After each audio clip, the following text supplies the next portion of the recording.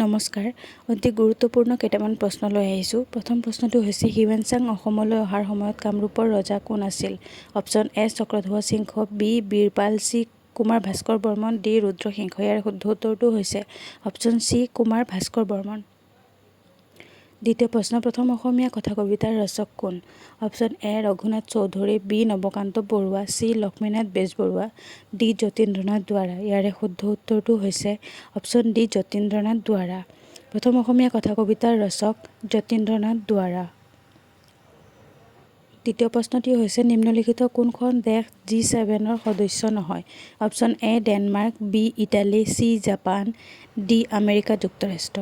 ইয়াৰ শুদ্ধ উত্তৰটো হৈছে অপশ্যন এ ডেনমাৰ্ক চতুৰ্থ প্ৰশ্নটি হৈছে অসমৰ কোনখন জিলাত বনাঞ্চলৰ ঘনত্ব সৰ্বাধিক option A Dima Hasao B Golaghat C Karbi Anglong D Cachar ইয়াৰে শুদ্ধ উত্তৰটো হৈছে অপশ্যন চি কাৰ্বি আংলং পঞ্চম প্ৰশ্নটি হৈছে আয়োডিনৰ অভাৱত কি ৰোগ হয় অপশ্যন এ গৰল বি কোভিড চি কুকুৰিকণা ডি বেৰি ইয়াৰে শুদ্ধ উত্তৰটো হৈছে অপশ্যন এ গৰল আয়োডিনৰ অভাৱত হোৱা ৰোগবিধ হৈছে গৰল ৰোগ ISROৰ মুখ্য কাৰ্যালয় ক'ত অৱস্থিত অপশ্যন এ নতুন দিল্লী বি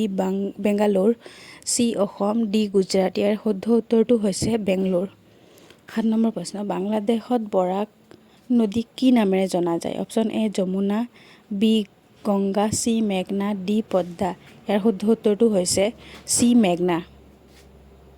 8 নম্বৰ প্ৰশ্নটি হৈছে পৃথিৱীৰ আটাইতকৈ ডাঙৰ আৰু বৃহত্তম মৰুভূমিখনৰ নাম কি অপশ্যন এ কালাহাৰী মৰুভূমি বি থৰ মৰুভূমি চি সাহাৰা মৰুভূমি ডি ওপৰৰ এটাও নহয় ইয়াৰে শুদ্ধ উত্তৰটো হৈছে অপশ্যন চি সাহাৰা মৰুভূমি ভাৰতৰ উত্তৰ পশ্চিম অংশত কোনখন মৰুভূমি আছে এ কালাহাৰী মৰুভূমি বি থৰ মৰুভূমি চি সাহাৰা মৰুভূমি ডি গোবি মৰুভূমি ইয়াৰে শুদ্ধ উত্তৰটো হৈছে অপশ্যন বি থৰ মৰুভূমি